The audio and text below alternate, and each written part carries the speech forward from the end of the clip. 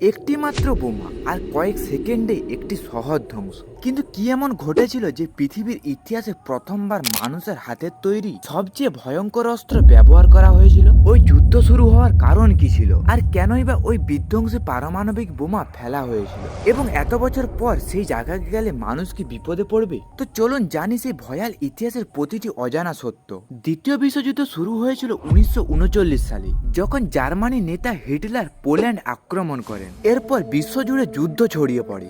একদিকে Germany, Italy ও Japan, আর অন্যদিকে যুক্তরাষ্ট্র, ব্রিটেন, সোভিয়েত ইউনিয়ন ও মিত্র শক্তি।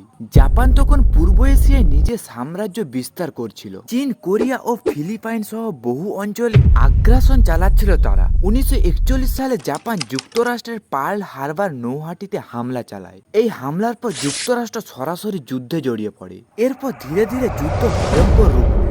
1945 সালের দিকে যুদ্ধ প্রায় শেষের পথে, কিন্তু জাপান আত্মসমর্পণ করতে নারাজ ছিল। তখন যুক্তরাষ্ট্র সিদ্ধান্ত নেয় যুদ্ধ দ্রুত শেষ করতে হবে, কিছু ভয়ঙ্কর পদক্ষেপ নিতে হবে। তাই তারা ব্যবহার করলো পারমাণবিক বোমা, যেটি তখন বিশ্বের সবচেয়ে শক্তিশালী অস্ত্র। 6 আগস্ট 1945 সালে হিরোশিমা শহরে ফেলা হয় লিটল বয় নামক একটি বোমা। তারপর 9 আগস্ট নাগাসাকিতে ফেলা হয় ফ্যাট ম্যান নামক একটি বোমা। এই বিস্ফোরণে 2 লাখেরও বেশি মানুষ মারা যায়, হাজার হাজার মানুষ আহত হয়, এবং ভবিষ্যৎ প্রজন্মের ওপর এর প্রভাব পড়ে। জাপান বাধ্য হয়ে 15 আগস্ট 1945-এ আত্মসমর্পণ করে, আর এভাবেই শেষ হয় দ্বিতীয় বিশ্বযুদ্ধ।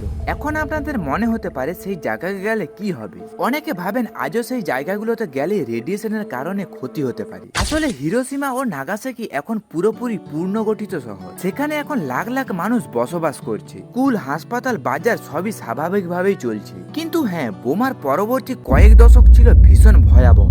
রেডিয়েশনের প্রভাবে অনেকের ক্যান্সার, জেনেটিক সমস্যা, জন্মগত রোগে ভুগেছে।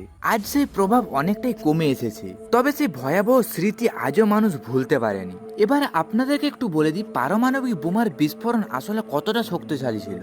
লিটল বয় বোমাটির শক্তি ছিল 15 কিলোটন এর সমান, অর্থাৎ 15,000 টন একসাথে বিস্ফোরিত হলে যত শক্তি হবে, এই বোমাটি ঠিক ততটা শক্তিশালী ছিল। আর ফ্যাটম্যানের শক্তি ছিল 21 কিলোটনের সমান। এই বিস্ফোরণে শুধু শরীরই নয়, মানুষের ছায়া পর্যন্ত মাটিতেই পুড়ে গিয়েছিল। তাপমাত্রা ছিল কয়েক হাজার ডিগ্রি সেলসিয়াস। মানে একবার ভাবুন, এক নিমিষেই সব শেষ। এটা শুনতেই কেমন গা শিংড়ে উঠছে না? এক পলকে মানুষের দেহ গলতে শুরু করেছিল, আগুনে পুড়ে যায় সবকিছু। এটি শুধু অস্ত্র নয়, এটি একটি মানবিক বিপর্যয় ছিল। এই ইতিহাস আমাদের শেখায় যুদ্ধ কখনো কারো উপকারে আসে না। পারমাণবিক বোমা শুধু একটি শহর ধ্বংস করে না, ধ্বংস করে প্রজন্মের পর প্রজন্ম। তাই আপনাদের মতামত জানাতে ভুলবেন না। আর আপনাদের যদি ভিডিওটা ভালো লাগে তাহলে ভিডিওতে একটি লাইক করে চ্যানেলটিকে অবশ্যই সাবস্ক্রাইব করবেন। দেখা হচ্ছে নেক্সট ভিডিওতে।